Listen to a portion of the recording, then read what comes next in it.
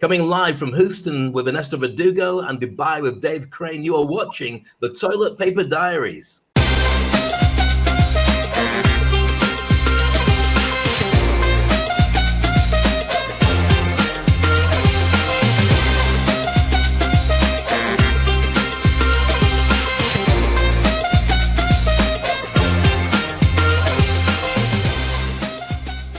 Great to see you, Dave. We are right now on the big 2-0. We have managed to do 20 episodes. This is our 20th episode. So congratulations. Tomorrow it means that we're going to go to 21. That means that we have been 3 consecutive weeks doing the show. That's very exciting, I think. That's amazing. And we've been doing it every single day, not missing a beat, doing it for, we started off trying to make it about 15, 20 minutes. I mean, it's got all the way up to about an hour many nights as well. And that's just because when you start getting into doing this, you realize how much actual news and how much content you want to share with people. And then when you get all the inputs from the reporters all around the world, you have to make a decision, who are we going to cut? We don't want to cut anybody. So it's just a real challenge of that. But that's showbiz and that's life. Today's episode is going to be everything about authenticity. And I think it's going to be incredibly interesting because we have some amazing insights. So make sure to watch the entire episode. So Dave, let's just get started with the news. So we had some breaking news just moments ago. We heard that Bernie Sanders actually just got off the presidential race. Well, obviously, once again, we are saying that we're not going to talk into politics, but this is just something that just happened. And it just happened some minutes ago, so possibly you're just listening to the news right now here. Yeah, that's news to me as well. It's good. It's interesting because politics has taken not just politics, everything's taken a back step to the coronavirus. And so I think anybody who's trying to get attention or anyone's trying to campaign, forget it. People want to know if they're alive. That's the main thing. So, interesting to see how that plays out. And this other one is something that I was expecting. However, it was not really announced until now. But that is something that I think is also going to have an interesting impact in Dubai, where you're actually living right now. The UAE officially asked to postpone the Expo 2020. Yeah, Expo 2020 was a huge deal. About 5 years ago, Dubai won it. It goes out every 5 years. I think Milan had it about 5 years before that. And what it does is it means that you got 6 months of basically driving Dubai as the number 1 tourist destination around the world, which in many ways we are. And with that, the government spent a fortune on building huge domes with lots of activities going on and bringing in some incredible world-changing acts. In fact, we had Mariah Carey doing a free concert near the big fountain at Dubai Mall to announce the opening of the build-up towards Expo 2020, which is all very exciting as well. But of course, building up towards a crescendo, it was meant to be happening in October, November time. And of course, we can't do anything about it. So the suppliers are on hold, everybody's on hold, and the world is basically on hold. So it doesn't surprise me it's that different from a decision that was made with the Olympics to just give it another year so you can do the build-up effectively and properly. For Dubai, I think in many ways it's the right thing to do because there's no choice for everybody but to do justice to it. And it's very smart of the decision makers from Expo and also from Dubai government to make that happen. There's no other way of doing it. Otherwise, it would have been a rush job. But to be honest with you, having been out here for 25, 26 years, when they rush something, you wouldn't know. They just build it and you just go, oh, where did that come from? Well, we built it. So They could have done it, but it makes sense for everybody to be able to plan it properly. And also in some sad news, I just heard of this news right now. And that, of course, I'm sure that it's going to be saddening a little bit the Dubai community that Richard Coram definitely is another victim of the coronavirus. Yeah, I knew Richard Coram quite well. He was a radio presenter, TV presenter when I first arrived in Dubai, very well-known household name. And then he and his beautiful wife, Padma, who was an MTV presenter, created the Talent Brokers, who were the first events organizers to bring in really big names, because with MTV backing them, they could take everybody across the Middle East and India as well. So the likes of Bryan Adams and UB40 and many other big names all came to the region thanks to Richard and his wife. And lovely couple, really nice guy, really smart, really intelligent, and in many ways a bit of a mentor for me. Not because he was telling me how to do it, but literally because he laid down the foundations that you could come to a place like Dubai, be in media, and then evolve and grow and stay in Dubai. Now, he lived in lots of different places. Unfortunately, he passed away recently in the UK. But he built up an empire. He was loved by everybody, very well respected, one of the pioneers of the expats to do things in Dubai. And I got numerous calls from my friends from my old radio days and my old event business, just saying how sad they were to see the passing of Richard Coram. And he will be missed, a real legend in Dubai.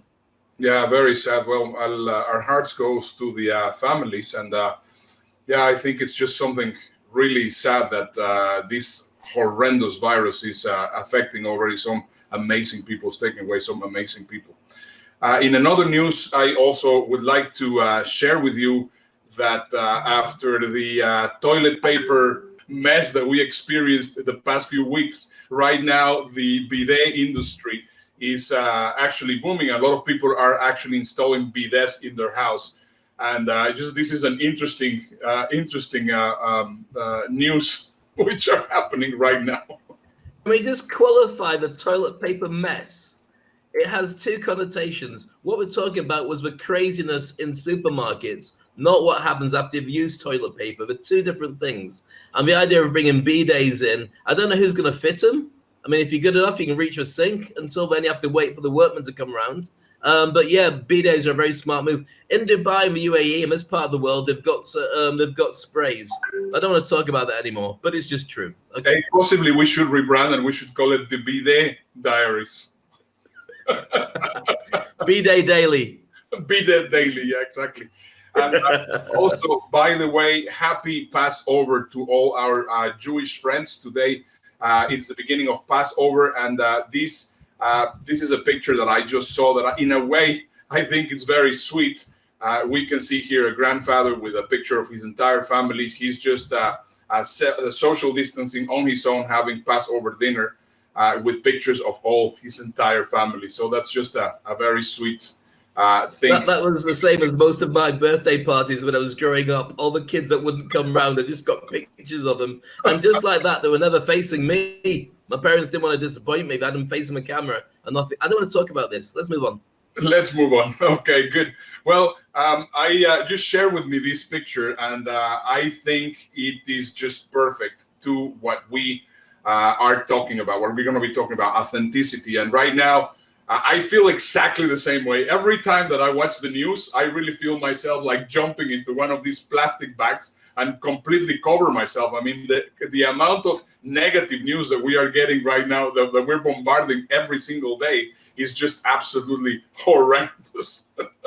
Tell you what we're going to do, maybe tomorrow, a guy called Chris Cuomo, who's a CNN presenter, has contracted the coronavirus, and he's still broadcasting live every day. Now, I downloaded a video, which we'll share tomorrow, all about the decision that he's made, having talked to doctors. And he's aware that his lungs are being filled with this stuff. He's aware he's got a crazy temperature. But one of the best ways he's decided to fight it is to, as much as possible, do what he would do normally. Not lie down, let it take over, and hopefully it will give him back his body afterwards. Just keep fighting it, breathing, working, doing all the. If anything feels painful for him, he's going to do it until he gets better at doing it, until eventually he wins the battle. And it's really brave to see somebody putting up such a strong fight in public. And so he's got his x-rays, he's got his blood tests, he's got his advice from the doctors, and he's going to publish it all later on. So people who are fighting it remotely can then see from him another way of dealing with it without having to go. He'll only go to hospital if he has to go. He's going to self-heal at home. And he's still interviewing people. He's interviewing Joe Biden and various other people today. He's a real trooper. And you may know his brother, Andrew Cuomo, who's the governor of New York. But it's a different side to the coronavirus. Rather than people saying, I'm a victim, goodbye, which is a terrible thing to have to deal with. But to see somebody who's fighting in public, and I wish them all the very best for a strong recovery. On our very last news before we we do our transition to the content of this program, I was reading this article recently, and I think it's just really interesting. We are living in very strange times, very interesting times, and I do not know for how long this is going to last. However, I believe that the next generation is going to definitely be shaped or affected. I mean, this Generation C, is going to be tremendously affected by what is going on right now. I mean, I think right now it's so absolutely critical that we help kids understand what's going on, because suddenly they went from going to school and having just like a normal life to be completely quarantined, to be separated from the world, to do a lot of things which I think are very strange for a kid. So today we're going to also be sharing with you some really nice exercises on what you should be doing with your kid. We are living in absolutely extraordinary times, and a few years from now, I think it will be very interesting to use all this information to let new generations understand how we are all feeling. There's a thing called second generation Holocaust syndrome, and this is what affects the grandkids of people who survived from the Holocaust or who lost their parents in the Holocaust. So the grandkids, what they end up doing is they grow up with an unbearable feeling that they have to make sure that their own kids go into the establishment. So they have to become lawyers, they have to become doctors, they have to become scientists. They have to be embedded in a way that they can never have everything stripped away, like they did during the Nazi Holocaust in Germany during the Second World War. And it's a real thing, because my grandparents came from Germany during that time, which is a story which my original name isn't actually Crane, it's Crone. And I think that you're going to have another impact of that type with the kids growing up for right now. It might not be something that affects them directly, but it will be something that subconsciously has an effect.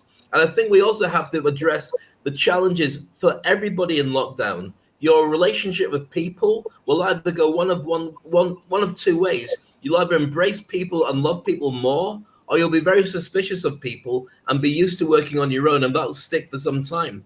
Plus, also those who've lost parents or lost loved ones or friends during this time and felt they weren't able to have closure, that's something that's going to haunt for a very long time. So there's a lot to be answered for, and a lot of work that people previously might not have entertained mental health as being so important. It's going to be really important. Mental health and empathy are going to be buzz terms that we should all pay attention to from now on.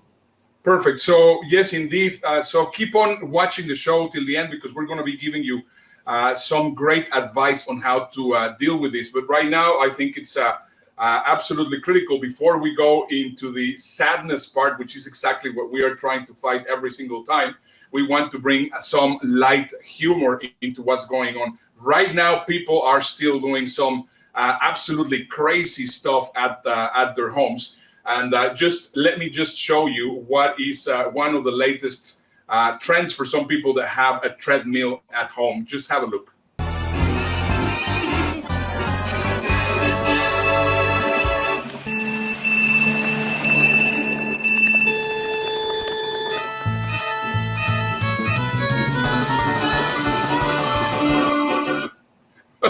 That's brilliant. That's brilliant.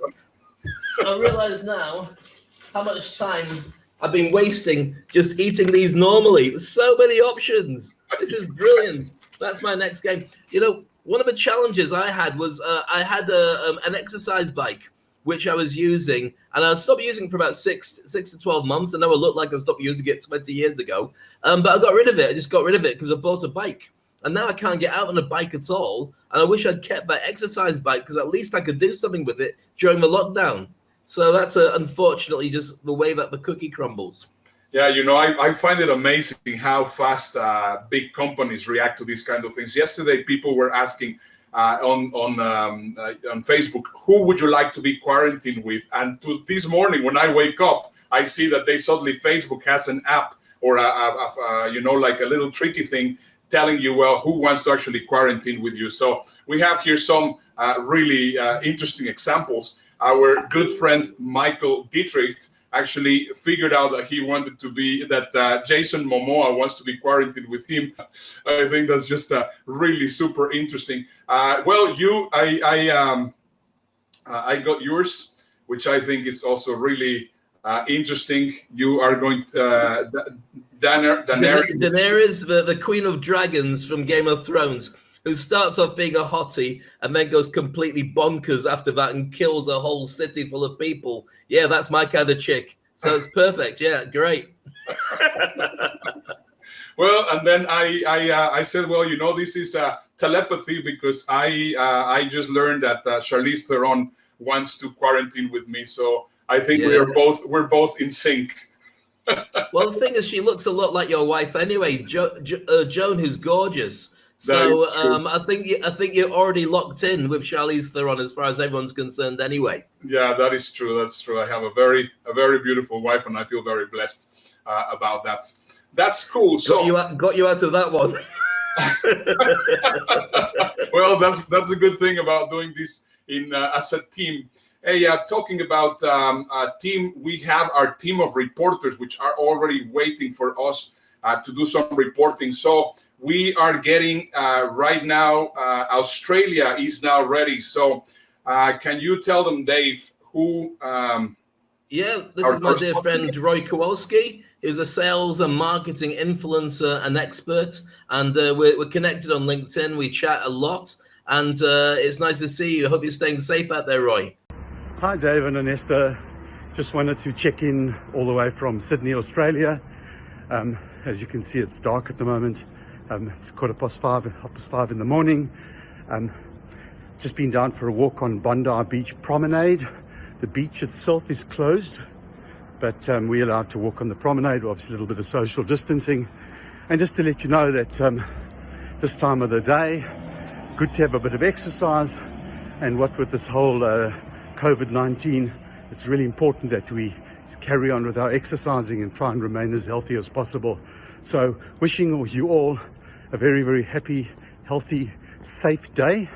And with that, back to the studio. I think it's amazing, the time difference between us and Australia. I mean, for him, it's 5 o'clock in the morning. For me, it's 12:20 in the afternoon. By the way, let's just take a chance to say hello to people which are watching us right now live, like Jan Roberts all the way from South Africa. Hey, Jan, how are you? We're seeing Tracy Zimmerman. Tracy, we always enjoy that you are watching our show daily. I really enjoy that, so thank you very much. And we see also Pete Garcia, which very soon we're going to be also having another show with him for the Houston community. So hi, Pete, thank you very much for your congratulations on our 20th. It's not an anniversary, it's a 20th days on the show. But anyway, thank you very much for your messages. All the way from Kansas City, we have our next beautiful correspondent, an amazing lady, Trina Rice. Hey, Ernesto and Dave, it's Trina Rice here, reporting from Kansas City. You know, amongst all the chaos in this heartland of America, you know what? The trees are still blooming. The sun is shining. The geese are even out. The flowers are emerging from the earth. And that's kind of what I want to share with you today. I have so many people who've come to me who are overly sensitive, empathically aware of all the fear and the angst and the anxiety that's going on. And we go into the wrongness of a given situation and into what's wrong about this and what's wrong about us. But instead of going into the fear, what if we could actually go beyond that by asking, hey, what's right about this I'm not getting? What's right about me that I don't even know? Because I'm telling you, in the situations like this, what we think sometimes is the greatest wrongness, out of that can come the greatest strongness. So I dare you to start asking, what's right about this? What's right about me that I'm not getting? And be grateful. Find those few things that you're grateful for. You can find more about me, Trina Rice, and my business partner Kim at energeticsignatureformula.com, and there's some tools there to help you get past all that angst and anxiety. And also the Misfit Squad on Facebook and Instagram. So amongst all of this, embrace your differences. Find your strongnesses. Back to you guys at the studio. You are so amazing. Thank you so much, Ernesto and Dave. That's awesome. And let's go back to Dubai, because we have another of our great friends, Phil Bedford, which is in the other side from where you are there in Dubai. Dubai is a very large city. And he's very close to the Raffles Hotel and very close to the Movenpick Hotel. I've been to his house a few times, and it's always a pleasure to share some time with him. So, Phil, are you there? Hey, good morning, world. It's Phil Bedford here, reporting on behalf of Dave and Ernesto from Dubai in the United Arab Emirates. And you know, you can see the streets are pretty quiet behind me, same as everywhere. There's just the odd person out there. You know, one of the most amazing experiences I think I've noticed in the last week or two is while we're being told to social distance, people are reaching out to connect in ways that they never have, and often more than they ever have. There's tons of stuff going out on YouTube and Instagram and all these platforms that are making people laugh and connect. So here we go, guys. We got two choices here. We can allow ourselves to spiral into a pit of despair, or we can find ways that we can get out there, connect, and try and come out the end of this with something more positive than we went in. And if that positive is reconnecting with our friends and family who are miles away, then so be it. You know what? I say to you guys, Dave and Ernesto, thanks for doing this. This is connecting people all over the world. And I'll tell you what, guys, if you got one action from today, find someone you haven't connected with and find some way to go and connect with them today. Dave, Ernesto, the world, stay safe. Phil Bedford, see you soon. Brilliant, thanks, Phil. I'll tell you what, I saw more traffic in the backdrop there than I've seen in a long time, because we're on full lockdown as well. So tomorrow, I've had to apply to Dubai Police to get a permit to go to the shops, so I can go and buy some more crisps and bits and pieces. And you apply on your phone, you got an app, and you'd say where you're going, how long you're going for, what your car registration is, and they allow you to go. Now, the thing is, it sounds kind of sinister, but it's not. The reason I love it is because they're really clamping down. You don't leave a house unless you need to leave a house. And if you do leave a house without it, you get a big fine of about 2,000 dirhams plus, which in the US dollars would be, what, about $500, $600, something like that. So they're really serious about making sure that the quarantine works. And I want it to. I don't want to spend the rest of my life in this house. As much as I love being in with my family, I want some daylight. And so, yeah, I mean, the more they clamp down on it, the better for everybody, I think. And Phil Bedford, by the way, is the best networking expert I've ever seen in my life. He knows how to make friends with everybody, anywhere around the world. So thanks, Phil, for joining us on that. Yeah, I am incredibly grateful to see all the people which are, contacting us to be part of the show, and we would like you to also contribute to the show. Make sure that you join us in our LinkedIn group, which is the you can go to bit.ly Never Alone Tribe. Let us know who you are. We will love to feature you over here in the show. Right now, we have featured over 30 different speakers, experts, incredible people from television to guest stars. And this just shows how impactful this information can be. It's time to fast forward to authenticity. And I think right now it's the time to think about how we want to be, how we want to position ourselves, how we want to be perceived by the other people. So I think right now it's a time of ethics, respect, honesty, and integrity. Let me share with you very quickly what happened to me yesterday. And I was actually talking with Dave about it. Yesterday, I was browsing in my LinkedIn page, and I suddenly saw somebody which I actually know personally. And he was just showing one video of him, and everything it was about me. Look at how incredible I am. Look at how fantastic I am. I have the best thing. I am the solution. And I just really felt incredibly uncomfortable with that video, because possibly that video might have resonated, which it wouldn't have resonated with a person like me, but it would have possibly resonated with some people right now. And I literally tell you, it made me want to puke.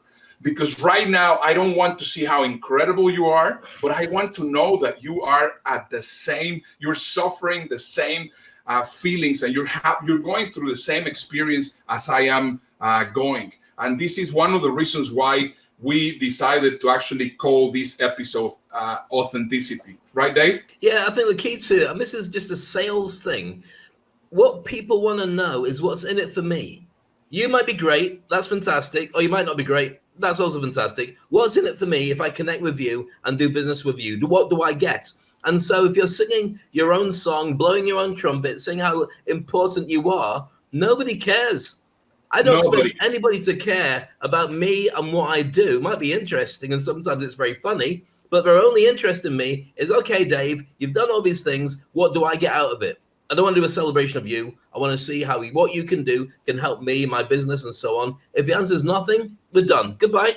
And that's the way you have to look at it. And I like it. It's clean, it's genuine, and it means that you've got to reinvent yourself and get over yourself at the same time. And what you need to remember, and this is one of those things that I just get shocked every time that I get to see any of those people which are, trying to sell you in the way that they were doing previously.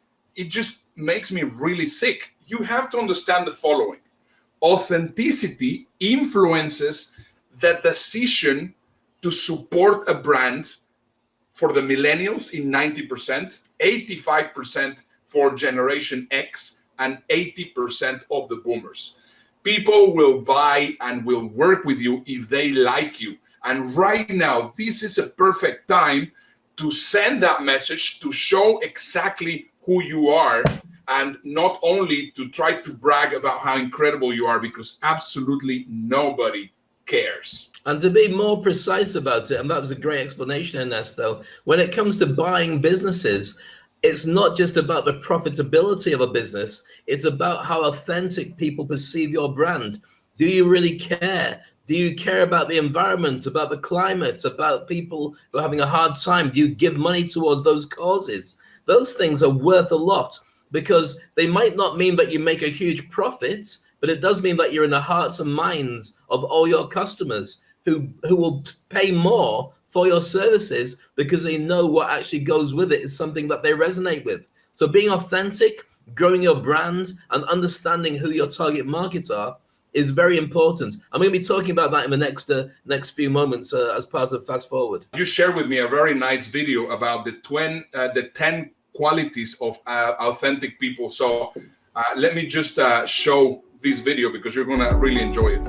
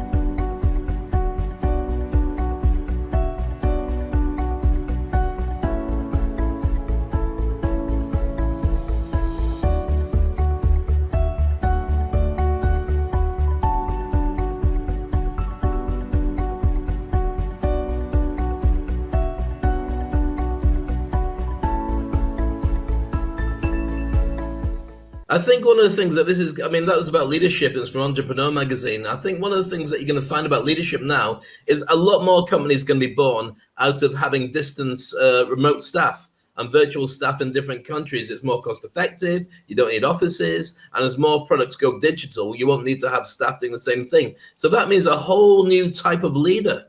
And that leader cannot be a micromanager. That leader cannot be somebody who shouts at people because having a bad day. That leader has really got to understand how each of their staff feels in their relationship to the company, to the brand, to their job, to their stuff at home as well. And you've got to have empathy at the heart of everything, which you never needed to have before. And also, if you've got somebody who's on a distance working with your company, yeah, you might be sending them a wage and you might be paying them, but they don't need you.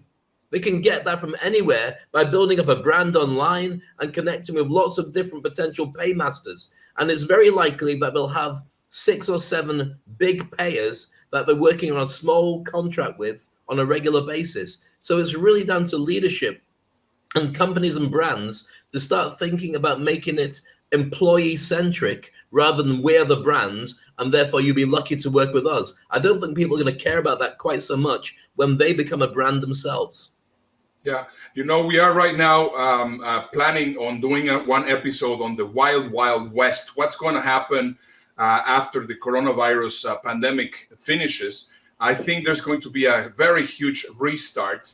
And one of those things is authenticity and leadership are going to be incredibly important. One of those things that I wanted to show you about leadership, and I was actually very excited. It was very endearing for me. My son Vincent was yesterday recording one of those videos. Remember, in one of the very first episodes that we started showing how they were doing those videos, like if they will be in Zoom and everybody was recording their little the orchestra, and then they were just added together. Well, yesterday, let me just show you, it's about 30 seconds here. My son Vincent was actually recording his piece yesterday because the music teacher is from his orchestra is going to start doing that. Have a look.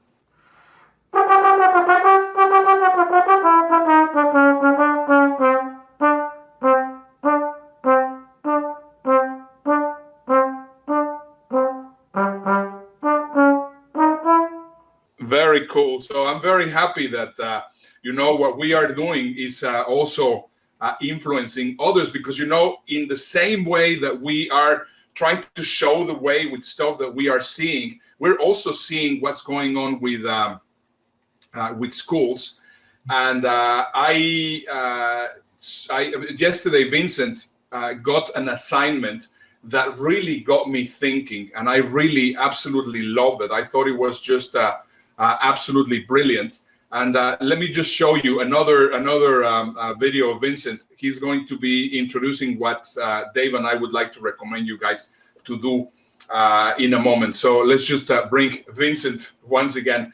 So Vincent. Hi, Dad. Hi, Dave. I just got an assignment from my language arts teacher on online school, which is basically writing a letter to yourself that you will get 4 years from now.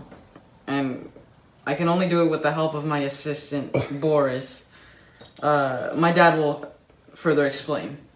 Thank you. Back to the studio. That's very, very nice. So basically the assignment that the teacher gave them was to write a letter to themselves, or in this case, you can write in a Word document or in an email kind of thing. We'll tell you how you can get it done. You write down a letter to yourself explaining what's going on right now, but try to be as accurate as possible. What has happened? What are your observations? What's going on? As detailed as you can possibly be. And then you can use this tool, which is a free tool. It's called timecave.com. You can go to timecave.com. And you can program it to send it to you to your email address in a year from now, 2 years from now, 3 years from now. Whenever you want, it will actually be sending it back to you. I think that's just a lovely assignment. Don't you think, Dave? I do, and I think it's one of those things that we talked about on the show where kids don't really know. Are you okay there? My mic was pulling out. Oh, goodness me. You're okay now, though. We're always talking as parents about how to keep your kids able to deal with what's going on right now, and getting them to write a letter to themselves in the future is a beautiful way of being able to put it in perspective, because just like a letter to Santa, they've got to dig in deep and realize who they truly are, and also write down their feelings and their understanding. It's all emotional intelligence stuff. So writing that letter to themselves is something that I'm going to start doing with Maya tomorrow when she's at school, at home school. And I think it's a really genuine way of getting kids to be able to put what's happening right now into perspective. This is another recommendation that we got from our friend Tony Waitley, that we will have him very soon on the show too. He was saying that right now, while what we are doing, while we are in quarantine, it will be a great idea to interview every single member of our family. I mean, if you're with your mom, if you're with your dad, just prepare some questions and ask them. I didn't do that when my dad was alive, but there was someone else, because he just got an award just before he died, and that interview I cherish it very much. So I think right now it's a great time and a great idea to interview your parents, record those recordings, even record your kids, and save those recordings. I've done that. When I went home a couple of years ago for Christmas, I sat with my parents and I interviewed them. And I interviewed them especially because I wanted to ask some questions, but also because Maya, who's 9, by the time she was about 7, you don't really know your grandparents that well anyway. You know them, you love them, you've got the names for them, but really they're just cuddly, older, grumpier, less grumpy versions of your parents.